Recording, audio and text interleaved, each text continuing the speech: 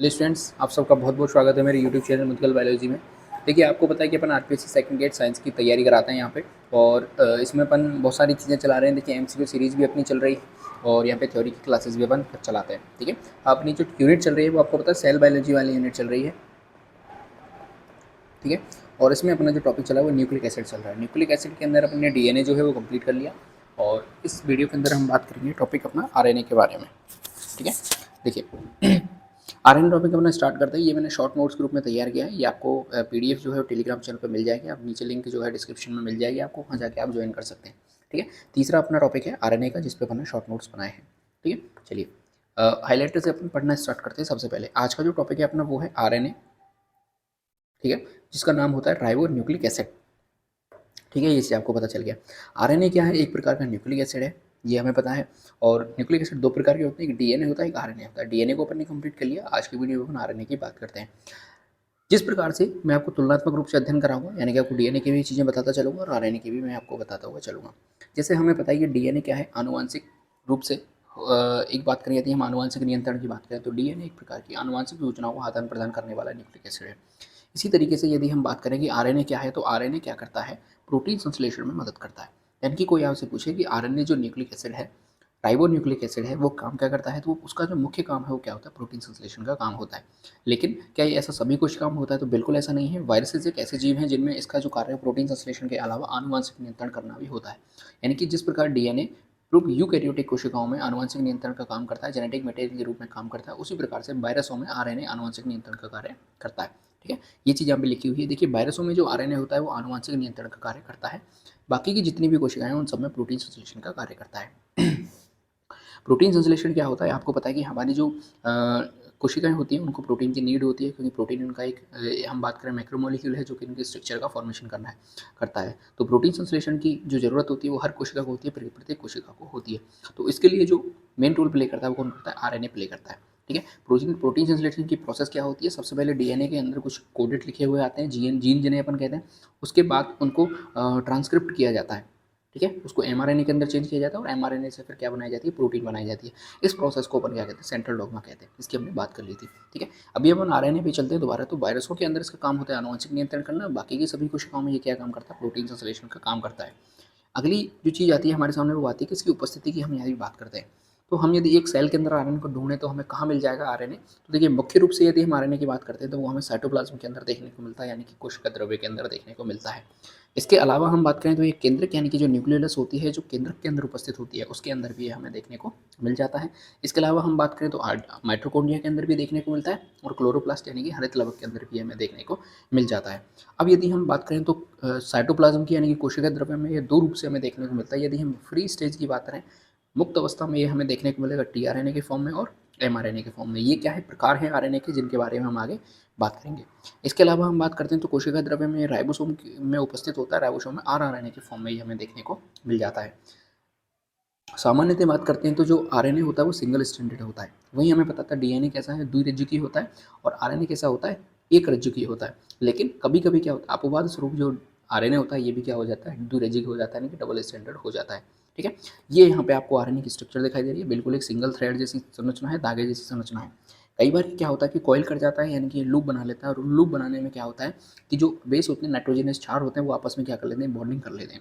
और इनके बीच जो बॉन्डिंग पाई जा रही है वो बिल्कुल डीएनए की तरह बॉन्डिंग पाई जा रही है। कौन सी बॉन्ड पाई जाती है? हाइड्रोजन बॉन्ड यहाँ पे हमें देखने को मिल जाता है। ठीक है, इसके अलावा ये जो आपको बॉन्ड दिखाई दे रहे हैं, बंध दिखाई दे रहे हैं, ये कैसे नाइट्रोजनस बेस है? नॉन बाउंडेड नाइट्रोजनस बेस है, यानी कि ये किसी भी प्रकार का बंध यहाँ पे नहीं बना रहे हैं।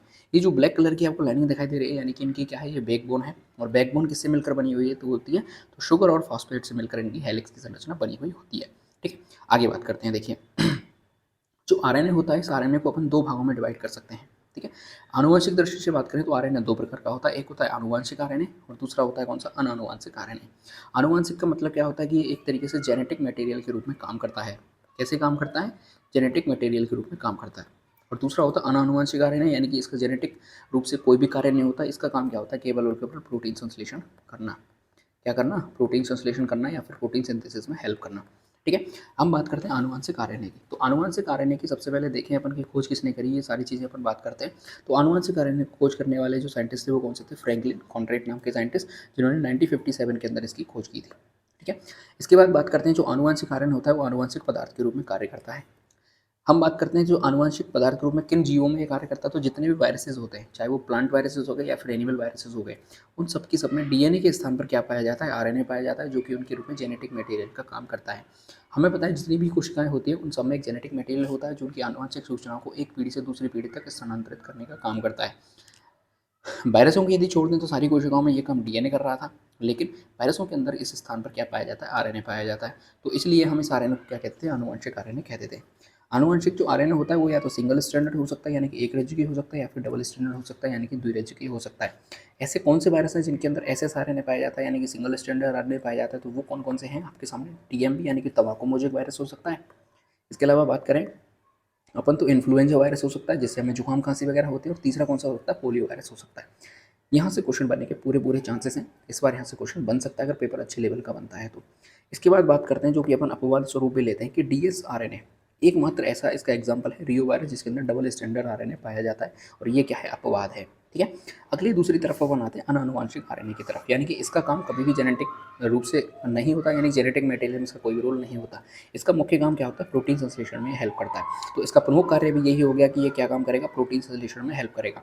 ठीक है। सभी प्रकार की कोशिकाओं में ये हमें देखने को मिलता है। सामान्यतः जितनी भी प्रकार की कोशिकाएं होती हैं उन सब में अनानुवांशिक आरएनए देखने को मिलता है। अनानुवांशिक आरएनए को हम यदि डिवाइडेशन करते हैं तो आगे 3 भागों के अंदर डिवाइड होता है। सबसे पहले होता है एमआरएनए जिसका फुल फॉर्म होता है मैसेंजर आरएनए, दूसरा होता है आरटीआरएनए जिसका फुल फॉर्म होता है ट्रांसफर आरएनए, और तीसरा होता है आरआरएनए जिसका मतलब होता है राइबोसोमल आरएनए। ठीक है। ये आपको शॉर्ट नोट्स मैंने बना के दिए हैं आरएनए के, इससे बाहर क्वेश्चन जाने के चांस बिल्कुल नहीं है, यहाँ से बाहर क्वेश्चन नहीं जा सकता। ये आपको नीचे टेलीग्राम चैनल आप ज्वाइन कर लीजिएगा, वहाँ से आपको इसकी पीडीएफ जो है मिल जाएगी। कोई भी क्वेरी आपको रहती है तो आप अपने ये जो व्हाट्सअप नंबर है मेरा, इस पर जाके आप अपने मैसेज कर सकते हैं, वहाँ से आपको चीज़ें समझ में आ जाएंगी, मिल जाएंगी, कोई भी क्वेश्चन का डाउट आपके अंदर है तो। अब अपन बात करते हैं आरएनए के जो रासायनिक संगठन होता है उसके बारे में हम यहाँ पे बात कर लेते हैं। ठीक है। देखिए आरएनए का रासायनिक संगठन किस प्रकार से होता है उसकी अपन बात करते हैं। देखिए संरचना की बात करें तो बिल्कुल डीएनए के समान होती है, जैसे डीएनए की संरचना होती है इसी प्रकार से इसमें भी नाइट्रोजनस बेस पाए जाते हैं। इसमें भी हम बात करें तो शुगर पाई जाती है, इसमें भी फॉस्फेट पाया जाता है। शुगर चेंजेस होती है कैसी, राइबो शुगर यहाँ पे देखने के लिए मिलती है। जैसे डीएनए है बहुत सारे न्यूक्लियोटाइड से मिलकर बना हुआ होता है, बिल्कुल इसी प्रकार से बहुत सारे न्यूक्लियोटाइड से मिलकर ये भी निर्मित होता है। शर्करा इसके अंदर चेंज है, डीएनए के अंदर जो शर्करा पाई जाती है वो डीऑक्सी राइबो शर्करा पाई जाती है, लेकिन इसके अंदर जो शर्करा पाई जाती है वो राइबो शर्करा पाई जाती है, यही इसके अंदर अंतर बनाता है। ठीक है। नाइट्रोजनस बेस की बात करते हैं हम यहाँ पे, तो इसके अंदर नाइट्रोजनस बेस पाया जाता है, एक एडेनिन पाया जाता है, ठीक है, दूसरा ग्वानिन पाया जाता है, तीसरा साइटोसिन पाया जाता है, और चौथा कौन सा पाया जाता है, यूरेसिल पाया जा रहा है। आपको ये चीज़ ध्यान होनी चाहिए, जब अपन डीएनए की बात करते हैं तो डीएनए के अंदर थाइमिन यहाँ पे पाया जा रहा था। ठीक है। तो डीएनए के अंदर जो पाया जाता है वो थाइमिन नाइट्रोजनस बेस होता है, लेकिन यूरेसिल यहाँ पे नाइट्रोजनस बेस कहाँ पाया जाता है, आरएनए के अंदर। यहीं से क्वेश्चन पुटअप होता है। ठीक है। क्योंकि ये चीज़ अलग है और जो चीज़ अलग है वहीं से क्वेश्चन हमसे बेसिकली पूछा जाता है। ठीक है। आगे बात करते हैं। देखिए कि न्यूक्लियोटाइड के मध्य 3' से 5' की तरफ फॉस्फोडाइस्टर बॉन्ड भी प्रेजेंट होते हैं। सेम यही चीज़ कहाँ पाई जा रही थी, डीएनए के अंदर भी यही पाई जा रही थी। जो राइबो शर्करा होती है वो यहाँ पे आप देख लीजिए, यहाँ पे मैंने स्ट्रक्चर भी बना दिया है राइबो शर्करा का। इसके अंदर अंतर क्या होता है कि यहाँ पे यदि 1 नंबर देता हूँ इसको 2 नंबर देता हूँ, तो इसे 2 नंबर के ऊपर यहाँ पे OH ग्रुप हमें देखने के लिए मिल रहा है। ठीक है। और जब हम डीएनए के अंदर बात करते हैं तो यहाँ से ऑक्सीजन है वो यहाँ से रिमूव हो जाती है, क्योंकि वहाँ पे अपन बात कर रहे हैं कि इसकी डीऑक्सीजनेशन प्रोसेस होती है। डी का मतलब हटना, ऑक्सीजन का मतलब ऑक्सीजन को वहाँ से रिमूव करा देते हैं, तो यहाँ पे केवल हाइड्रोजन बच जाता है और राइबो शर्करा कौन सी हो जाती है, डीऑक्सी राइबो शर्करा वहाँ पे रह जाती है। ठीक है। लेकिन अभी यहाँ पे कौन सी शर्करा है, राइबो शर्करा है जिसके अंदर सेकंड नंबर कार्बन पर OH ग्रुप यहाँ पे प्रेजेंट है। आगे बात करते हैं कि आरएनए का संश्लेषण किस प्रकार से होता है। देखिए आनुवंशिक आरएनए की हम यहाँ पे बात कर रहे हैं, जेनेटिकल आरएनए की बात कर रहे हैं, सॉरी अनानुवंशिक आरएनए की हम यहाँ पे बात करें तो अनानुवंशिक आरएनए का जो संश्लेषण होता है वो डीएनए अणु के द्वारा किया जाता है। डीएनए अणु के द्वारा कुछ ऐसे नाइट्रोजनस बेसों का, या फिर हम बात करें जो ट्रिपलेट कोड होते हैं अमीनो एसिड्स के ग्रुप का जो ट्रिपलेट कोड बन के आता है, वो कोड हमें ये बताता है कि आगे जाके कौन सी प्रोटीन का निर्माण करना है। तो डीएनए से सबसे पहले एमआरएनए की प्रोसेस को फॉलो किया जाता है, यानी कि डीएनए से सबसे पहले एमआरएनए बनाया जाता है। इस प्रोसेस को क्या कहते हैं, अनुलेखन कहा जाता है या फिर ट्रांसक्रिप्शन कहा जाता है। फिर आगे चल के जो एमआरएनए होता है वो क्या बनाता है, प्रोटीन बनाता है, जिस प्रोसेस को क्या कहते हैं, ट्रांसलेशन कहते हैं, यानी कि अनुवादन कहते हैं। ठीक है। तो हमसे ये पूछेगा कि आरएनए का संश्लेषण कौन सी प्रक्रिया के द्वारा किया जाता है, तो आपको आंसर देना अनुलेखन के द्वारा, ट्रांसक्रिप्शन के द्वारा। और किसके द्वारा होता है, तो डीएनए अणु के द्वारा ये चीज़ कराई जाती है। इस प्रक्रिया के द्वारा 3 प्रकार के आरएनए का निर्माण कराया जाता है। वो 3 प्रकार कौन कौन से हैं, वही 3 है जो हमने पढ़े थे, एमआरएनए होता है, आरआरएनए होता है और कौन सा होता है, टीआरएनए होता है। अब हम एक एक आरएनए की यहाँ पे बात करेंगे। सबसे पहले हमारे सामने आ रहा है मैसेंजर आरएनए, जिसे शॉर्ट फॉर्म के अंदर क्या कह रहे हैं अपन, एमआरएनए भी कहते हैं। ठीक है, कौन सा आरएनए आ रहा है, मैसेंजर आरएनए, जिसे अपन एमआरएनए भी कहते हैं। इसकी खोज की हम बात करते हैं यहाँ पे कि इसकी खोज किसने करी थी, तो तीन साइंटिस्ट आते हैं हमारे सामने। हक्सले नाम का साइंटिस्ट आता है, वॉल्गिन आता है, और कौन सा आता है, एस्ट्राचेन नाम के साइंटिस्ट आते हैं, जिन्होंने इसकी खोज करी थी। नामकरण जो कि यहाँ से पूछा जा सकता है, इंपॉर्टेंट क्वेश्चन बन सकता है कि जैकब और मोनार्ड नाम के साइंटिस्ट थे, ठीक है, जिन्होंने क्या किया था, इसका नामकरण दिया था, एमआरएनए इसको नाम दिया था। एमआरएनए की फुल फॉर्म की बात करें तो मैसेंजर आरएनए, मैसेंजर यानी कि एक तरीके से संदेशवाहक का ये काम करता है। किस तरीके से बात करते हैं, देखिए प्रमुख रूप से हम बात करें तो ये कहाँ पाया जाता है, केंद्र के अंदर ये हमें देखने को मिल जाता है। कुल आरएनए यानी कि एक कोशिका के अंदर जितना भी आरएनए प्रेजेंट होता है, उस टोटल आरएनए का 1 से 5% कौन सा आरएनए होता है, एमआरएनए वहाँ पे उपस्थित होता है। यदि हम इसके निर्माण की बात करें तो देखिए जेनेटिक डीएनए के द्वारा इसका निर्माण किया जाता है, केंद्रक में इसका निर्माण किया जाता है। उस प्रोसेस को क्या कहते हैं, ट्रांसक्रिप्शन कहते हैं। यानी कि ट्रांसक्रिप्शन प्रोसेस से जिस आरएनए का निर्माण किया जाता है वो आरएनए कौन सा होता है, एमआरएनए होता है। ठीक है, अगली बात करें जो यहाँ से इंपॉर्टेंट क्वेश्चन बन सकता है कि सबसे अस्थायी प्रकार का आरएनए कौन सा है। तो सबसे अस्थायी प्रकार का, या फिर हम इंग्लिश में बात करें तो लीस्ट स्टेबल आरएनए कौन सा होता है, यहाँ से इंपॉर्टेंट क्वेश्चन बन सकता है, आप इसको इंपॉर्टेंट लगा सकते हैं। ठीक है, तो लीस्ट स्टेबल आरएनए कौन सा होता है, एमआरएनए होता है। ठीक है, अब बात करते हैं, इसमें कॉइलिंग व बेस पेयरिंग नहीं पाई जाती, यानी कि किसी भी कंडीशन में यहाँ पे आपको कॉइलिंग देखने के लिए मिलेंगे नहीं मिलेगी। कॉइलिंग का मतलब होता है कुंडलन, जैसे यहाँ पे आरएनए था तो ये कभी भी ऐसे कुंडलन नहीं कर सकता। और बेस पेयरिंग यानी कि कभी भी इसके अंदर जो नाइट्रोजन स्पेस है उसके अंदर हाइड्रोजन बॉन्ड नहीं बन सकते, यानी कि बेस पेयरिंग नहीं हो सकती किसी भी कंडीशन के अंदर। आगे हम बात करते हैं तो देखिए एमआरएनए भी आगे चल के कितने भागों में बांट सकते हैं अपन, 2 भागों के अंदर बन सकता है। ये अपन ग्रेजुएशन के लेवल की बात कर रहे हैं क्योंकि ये चीज़ आपकी ग्रेजुएशन की बुक में दी हुई है। ठीक है, तो एमआरएनए कितने प्रकार का होता है, 2 प्रकार का होता है, एक होता है मोनोसिस्ट्रोनिक और दूसरा होता है कौन सा, पॉलीसिस्ट्रोनिक। ठीक है, मोनोसिस्ट्रोनिक की बात करते हैं तो देखिए एक पॉलीपेप्टाइड चेन की सूचना को ले जाने वाला तथा एक सिस्ट्रोन जीन से निर्मित एमआरएनए क्या कहलाता है, मोनोसिस्ट्रोनिक कहलाता है। मोनो का मतलब होता है एक, सिस्ट्रोन का मतलब होता है एक सिस्ट्रोन जीन से। सिस्ट्रोन जीन का मतलब क्या होता है कि जिस जीन से हमें कोडिंग आगे की जा सके, यानी कि जिस जीन के अंदर इन्फॉर्मेशन हो प्रोटीन बनाने की, उसको कहते हैं सिस्ट्रोन जीन। ठीक है, तो ऐसे सिस्ट्रोन जीन से निर्मित जो एमआरएनए होता है उसको अपन क्या कहते हैं, मोनोसिस्ट्रोनिक कहते हैं। इसके अलावा एक चीज़ क्या याद रखनी है हमें कि एक पॉलीपेप्टाइड चेन की सूचना ये ले जा सकता है। ठीक है, इसलिए अपन ने इसका क्या नाम दे दिया, मोनोसिस्ट्रोनिक दे दिया। दूसरा हमारे सामने आ रहा है पॉली, पॉली का मतलब होता है एक से ज़्यादा, तो एक से अधिक पॉलीपेप्टाइड की सूचना यदि ले जा रहा है, वहन कर रहा है, और अनेक प्रकार के सिस्ट्रोनों से मिलकर यदि बना हुआ होगा तो उसे अपन क्या कहेंगे, पॉलीसिस्ट्रोनिक एमआरएनए कह देते हैं। ठीक है, ये चीज़ आपको समझ में आ गई। मोनोसिस्ट्रोनिक में आपको ध्यान का रखना, एक सिस्ट्रोनिक का मतलब होता है सिस्ट्रोन, पॉलीपेप्टाइड चेन की सूचना ले जा रहा है, एक पॉलीपेप्टाइड की ले जाएगा और एक ही सिस्ट्रोन से निर्मित होगा। यह बात करें तो एक से अधिक पॉलीपेप्टाइड चेन की सूचना ले जाएगा, और दूसरी बात करें तो एक से ज़्यादा सिस्टोन से मिलकर ये बना हुआ होगा। वहन करने का मतलब क्या होता है कि सूचनाओं को ले जाने वाला, इसीलिए इसका नाम क्या रखा गया है, मैसेंजर आरएनए रखा गया। यदि मोनोसिस्ट्रोनिक की बात करें तो यूकैरियोट्स में पाया जाता है, पॉलीसिस्ट्रोनिक की बात करें तो प्रोकैरियोट्स में देखने को हमें मिल जाता है। ठीक है, और यहाँ से आपके क्वेश्चन भी बनने के पूरे चांसेस होते हैं, क्योंकि बहुत अच्छा यदि क्वेश्चन पेपर बनता है, ग्रेजुएशन के लेवल का क्वेश्चन बनता है, तो यहाँ से आपके क्वेश्चन बनने के 100% चांस होता है। आप इसको यदि नोट्स के अंदर नहीं लिखा है तो जरूर से लिख लें कि यूकैरियोट्स में कौन सा एमआरएनए पाया जाता है, मोनोसिस्ट्रोनिक, और प्रोकैरियोट्स में कौन सा एमआरएनए पाया जाता है, पॉलीसिस्ट्रोनिक। तो यहाँ से आप याद कैसे करेंगे वो भी मैं आपको तरीका बता देता हूँ। देखिए पॉली के अंदर पी आ रहा है, पॉलीसिस्ट्रोनिक, और प्रोकैरियोट्स के अंदर भी क्या आता है, पी आता है, प्रोकैरियोट्स। ठीक है, इससे आप याद कर सकते हैं, मोनो को आपको याद करने की जरूरत ही नहीं पड़ेगी। ठीक है, तो एमआरएनए हमने यहाँ पे पढ़ लिया। अब अपन दूसरा आता है हमारे सामने कौन सा, टीआरएनए।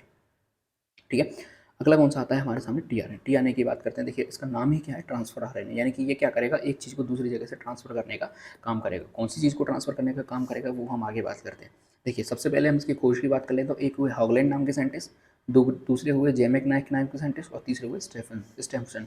इन्होंने इसकी खोज करी थी। अब हम बात करते हैं टोटल आरएनए की बात करें तो देखिए कुल आरएनए जितना कोशिका के अंदर उपस्थित होता है उसका 10 से 15% ये सेल के अंदर पाया जाता है। यदि हम इसके दूसरे नाम की बात करें तो एस आर एन ए इसको कहा जाता है, इसका मतलब सॉल्यूबल आर एन ए, यानी कि ये घुल सकता सॉल्यूबल है। तीसरी बात करते हैं तो एडेप्टर आर एन ए भी इसे कहा जाता है। यहाँ से कौन से कुछ क्वेश्चन बन सकता है वो मैं आपको बता देता हूँ। देखिए इंपॉर्टेंट लगा लीजिएगा इस चीज़ को भी, यहाँ पे मैं स्टार बना देता हूँ, इंपॉर्टेंट कर सकते हैं। यहाँ से आपसे ये पूछा जाएगा कि निम्न में से कौन सा R N A soluble R N A होता है। ऑप्शन क्या आएंगे, M R N A, R N A, T R N A, या फिर एस एन आर एन ए।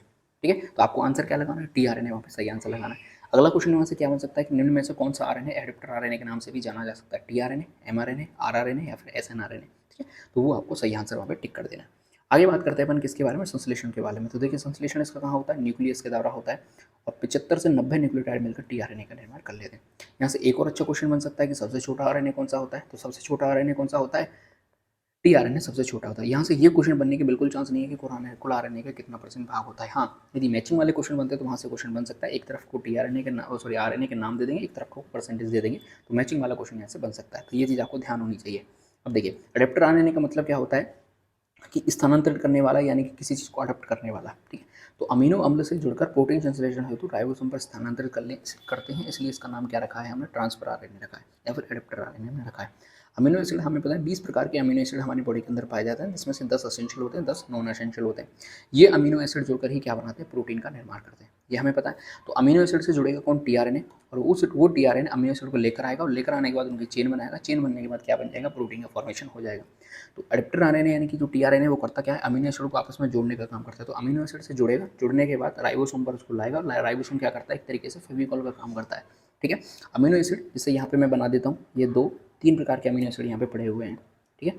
3 प्रकार के अमीनो एसिड यहाँ पे पड़े हैं, इन तीनों को लेके आएगा कौन, टीआरएनए, जोड़ करके लाएगा किसके पास, राइबोसोम के पास। राइबोसोम फेविकोल का काम करता है, फेविकोल इसके पास पड़ा हुआ होता है। इन तीनों को जोड़ने के बाद क्या बना देगा, एक अलग प्रकार की प्रोटीन का निर्माण कर देगा। इस तरीके से प्रोटीन का फॉर्मेशन होता है, सिंपल तरीके से मैंने आपको बता दिया। आगे देखते हैं, देखिए फंक्शन की बात करें तो देखिए प्रोटीन संश्लेषण के दौरान अमीनो एसिड के वाहक के रूप में, अभी मैंने बता दिया किस तरीके से ये वाहक वाहन का काम करता है इनका, स्वयं के एंटीकोडन के द्वारा एमआरएनए कोडन को पढ़ना। अभी हम बात करते हैं इसकी स्ट्रक्चर की, तो हमें पता चल जाएगा, ठीक है। अब देखिए स्ट्रक्चर ऑफ टीआरएनए, अब यहाँ पे हम इसकी संरचना की बात करते हैं कि इसकी संरचना किस प्रकार से होती है। तो सबसे पहले हमें बताता है कि तीनों के आरएनए में से यदि हम इसकी कंपेयर करें तो तीनों सबसे मोस्ट कॉम्प्लिकेटेड संरचना किसकी होती है, टीआरएनए की होती है। इसको समझाने के लिए 2 प्रकार के मॉडल हमारे सामने आए। सबसे पहला आता है इसका 2D मॉडल यानी कि सेकेंडरी स्ट्रक्चर, और दूसरे नंबर पर हमारे सामने आता है 3D यानी कि टर्सरी स्ट्रक्चर हमारे सामने निकल के आता है, ठीक है। 2D को जो प्रेजेंट किया गया था वो किसके द्वारा दिया गया था, आर हॉली के द्वारा 1965 में। यहाँ से क्वेश्चन बन सकता है, बहुत अच्छा क्वेश्चन बनेगा। और इस मॉडल को क्या कहा जाता है, क्लोवर लीफ मॉडल कहा जाता है, ठीक है। अगला क्वेश्चन आता है हमारे सामने, 3D स्ट्रक्चर कैसा होता है, इन्वर्टेड एल शेप का होता है। गिवन किसने किया था, एच के नाम के साइंटिस्ट ने, डिटेल किसने दिया था, ए के लंग के द्वारा। यहाँ से यदि मैं आपको इंपॉर्टेंट देना चाहूँगी, इंपॉर्टेंट क्वेश्चन कहाँ से बनेगा, तो देखिए पूरे चांसेस होते हैं यहाँ से इंपॉर्टेंट क्वेश्चन बनने का, क्योंकि जो क्वेश्चन बनता है वो हमेशा क्लोवर लीफ मॉडल से ही बनता है, 3D से नहीं बनता नॉर्मल कंडीशन के अंदर। तो हमें क्या याद रखना है, क्लोवर लीफ मॉडल तो मैं भी आपको आगे पढ़ाऊंगा, लेकिन आपको ये भी पता होना चाहिए कि इसको प्रेजेंट किसने किया था, ठीक है। चलिए अब अपन मॉडल की बात कर लेते हैं। यहाँ पे ये हमारे सामने क्लोवर लीफ मॉडल है। क्लोवर लीफ का मतलब होता है जो लॉन्ग होती है उस आधार पर, क्लोव का मतलब होता है लॉन्ग, ठीक है। तो लॉन्ग की जैसी स्ट्रक्चर होती है बिल्कुल ऐसी हमें यहाँ पे दिखाई दे रही है, ठीक है। अब यहाँ पे इसकी स्ट्रक्चर देखिए, बिल्कुल हमें कहीं पे कोई भी चीज़ दिखाई नहीं दे रही है, बाउंडेशन आपस में बन रहे हैं। और बाउंडेशन कैसे हैं, कहीं कहीं में लूप भी दिखाई दे रहे हैं, जैसे यहाँ पे एक लूप बन गया, यहाँ पे एक लूप बन गया, यहाँ पे एक लूप बन गया, ठीक है। अब देखिए सबसे पहले हमें पता चला कि ये 3 डैश से लेकर 5 डैश तक इसकी स्ट्रक्चर है, यानी कि हमें पता है सिंगल स्टैंडर्ड होता है। तो इसकी संरचना कहाँ से स्टार्ट होगी, 3 डैश से 5 डैश। 3 डैश पर हम दिखाई देते हैं कि हमें 3 प्रकार के जो नाइट्रोजन बेस है वो हमें दिखाई दे रहे हैं ACC, ठीक है। इस एंड को यानी कि जो 3 डैश एंड होता है इसको क्या कहा जाता है, अमीनो एसिड रिसेप्टर एंड कहा जाता है, एक्सेप्टर एंड कहा जाता है।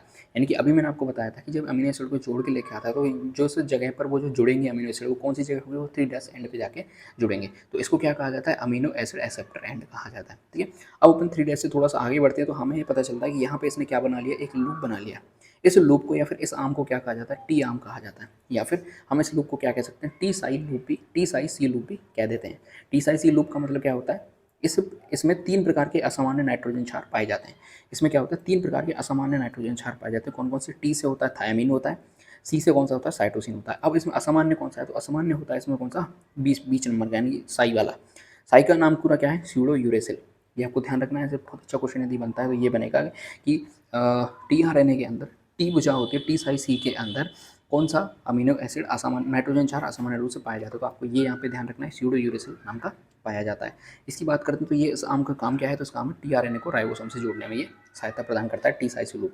टी साई सी लूप से जो क्वेश्चन बनेगा वो आपको पहली चीज़ तो यही बन सकता है कि टी साई सी लूप कौन से आरएनए की विशेषता होती है। ये क्वेश्चन बन चुका है 2011 के अंदर, ठीक है।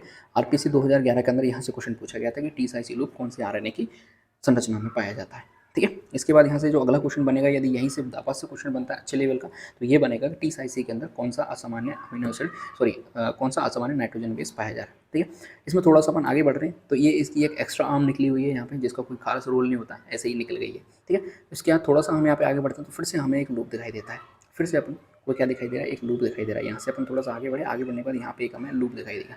ये लूप किससे मिलकर बना हुआ है, एंटीकोडोन से मिलकर बना हुआ होता है। इस लूप को क्या कहते हैं अपन, एंटीकोडोन लूप कहते हैं। एंटीकोडोन लूप के अलावा इसको क्या कहा जाता है, वोवल पोजीशन भी कहा जाता है। यहाँ से भी क्वेश्चन बन सकता है, ग्रेजुएशन लेवल की चीज़ें हैं यहाँ पे। इसके अलावा इसको क्या कहते हैं, रिकॉग्नाइजेशन लूप भी कहते हैं। अभी जब हम आगे ट्रांसलेशन या ट्रांसक्रिप्शन में आपको पढ़ाऊंगा तो वहाँ पे ये सारी चीज़ें काम आएंगी। आप यहाँ पे ये चीज़ समझिए कि इसके नीचे क्या पाया जाएगा, इसके नीचे एक डीएनए का स्ट्रैंड पाया जाता है, ठीक है। उस डीएनए के स्ट्रैंड पर यहाँ पे 3 अमीनो एसिड पाए जाते हैं, सॉरी 3 नाइट्रोजनस बेस पाए जाते हैं। उन 3 नाइट्रोजनस बेस के जो कॉम्प्लीमेंट्री बेस होते हैं वो यहाँ पे पाए जाते हैं, और इन्हें तीनों के आपस में जैसे यहाँ पे 3 नाइट्रोजनस बेस पाए जाएंगे, मैं लिख देता हूँ यहाँ पे जैसे GCC, ठीक है। तो इसके कॉम्प्लीमेंट्री पाए जाएंगे, जैसे यहाँ पे पाया जाएगा CGG, ठीक है। तो उसी चीज़ को यहाँ पे ये पढ़ने का काम करेगा। तो कॉम्प्लीमेंट्री बेस आपस में पढ़ लेते हैं, पढ़ने के बाद उसको पता चल जाता है कि ये अपने काम का है या नहीं है, ठीक है। ये अपन जो ट्रांसलेशन ट्रांसक्रिप्शन पढ़ेंगे वहाँ पे आपको काम आएगा। तो आपको सिर्फ ये याद रखना है कि ये कौन सा लूप है, ये एंटीकोडन लूप यहाँ पे देखने के लिए हमें मिल रहा है। अब अपन थोड़ा सा इसमें और आगे बढ़ते हैं। देखिए इस लूप से थोड़ा सा अपन आगे बढ़े, आगे बढ़ने के बाद यहाँ पे फिर से आ जाते हैं, तो एक और लूप हमें दिखाई दे जाता है।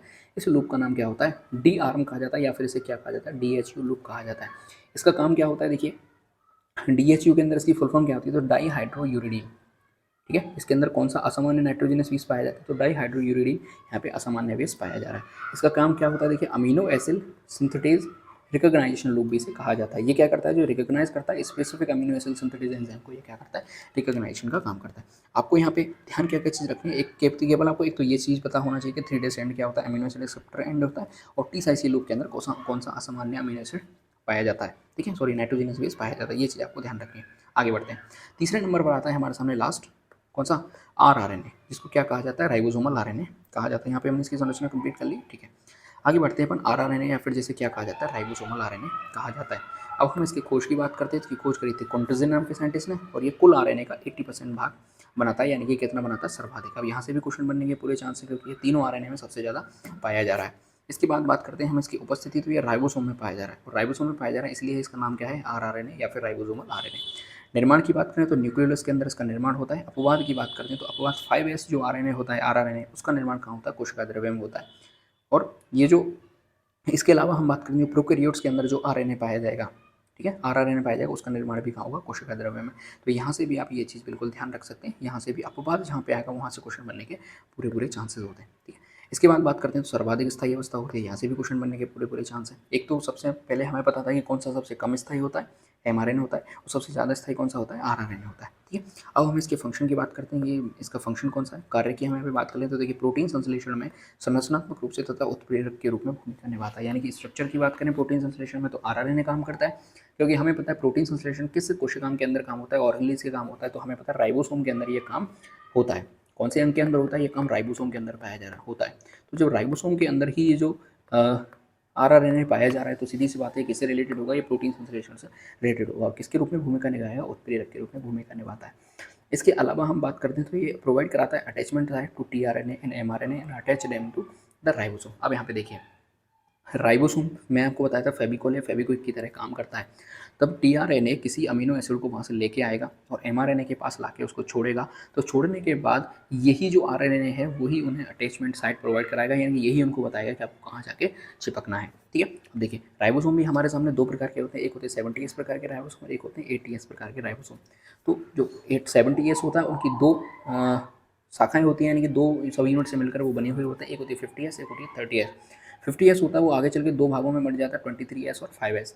और जो 30S होता है वो 16S प्रकार के राइबोसोम से मिलकर बना हुआ था, इनकी आगे भी सब यूनिट बनी हुई होती हैं। 60S होता है, 80S की बात करें तो 80S 2 भागों में बन जाता है, 60S और 40S। 60S 3 पार्ट्स के अंदर डिवाइड होता है, 28S, 5.8S, 5S, और 40S होता है 18S, ठीक है। इस तरीके से हमने RRNA की भी यहाँ पे क्या कर ली, बात कर ली। इस तरीके से आपका जो RNA वाला टॉपिक है वो कंप्लीट हो गया। मैं आपको बता रहा हूँ कि ये मैंने जो नोट्स आपको प्रोवाइड कराए हैं वो नोट्स किन किन चीज़ों से बने। तो जितनी भी कोचिंग्स आप देखते हैं, उत्कर्ष हो गई, विनायक हो गई, इसके अलावा कलाम कोचिंग हो गई, ठीक है, और RBSC की बुक हो गई। इसके अलावा हम यहाँ पे बात करें CBH की जो बुक होती है उन सारी से रिलेटेड मिला के मैंने आपको ये नोट्स हैं प्रोवाइड कराए हैं। इनसे बाहर आपका कोई भी क्वेश्चन जानने के बिल्कुल कोई चांस नहीं है, आप इनको पढ़ लीजिए। इसके अलावा आपकी कॉपी में कोई मैटर लिखा हुआ है तो वो भी आप यहाँ पे ऐड ऑन कर सकते हैं। नोट्स आपको कहाँ मिलेंगे, कुछ नहीं करना, टेलीग्राम चैनल आपको ज्वाइन कर लेना है, वहाँ से आपको ये नोट्स बिल्कुल फ्री ऑफ कॉस्ट प्रोवाइड हो जाएंगे। वीडियो अच्छी लग रही है तो लाइक जरूर कर दें, चैनल को सब्सक्राइब जरूर कर दें। कोई भी आपका दोस्त है जो सेकंड गेट की प्रिपरेशन कर रहा है उसके साथ वीडियो को शेयर कर दें। देश से प्यार करें, माता पिता से प्यार करें। जय हिंद।